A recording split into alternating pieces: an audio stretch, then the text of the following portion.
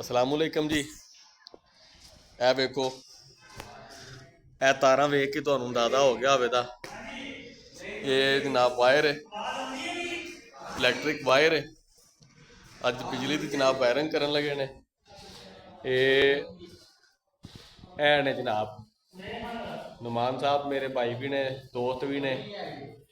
इन्होंने नाल जनाब बिजली की वायरिंग इन्हें करनी है। वेखो हुण पता नहीं की करते हैं, वायरिंग करते हैं कि मजाक करते हैं मेरे नाल। यह जनाब स्टील वायर इन्होंने भेजी है अंदर। जोड़ा पिछे मेन पॉइंट है टीपी वाला, वो जा रही है।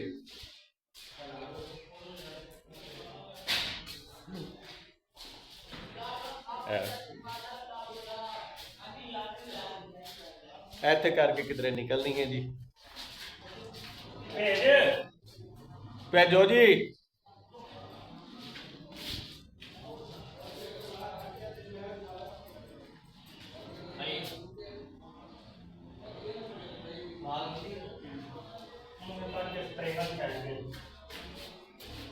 लो जी, इस तरीके नहीं पहुंची होने की साइड चेंज करके भेजन लगे ने।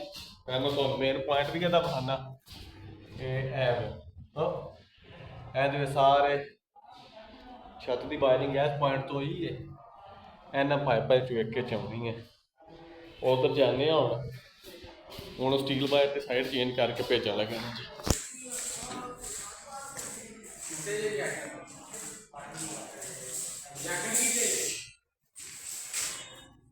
वो पई है जैकेट, वो पिछे में थोड़े पई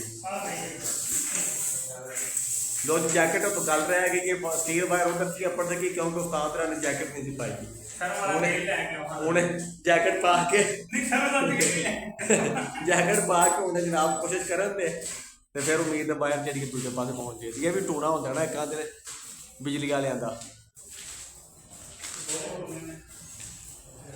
है वेखो जी, आ ढेर सारी तार ही इन्हें कोयल खिला चढ़े ने। ते वेखो हुण अल्लाह खैर करे। आवे सारे रले मिले, काले पीले चिट्टे लाल।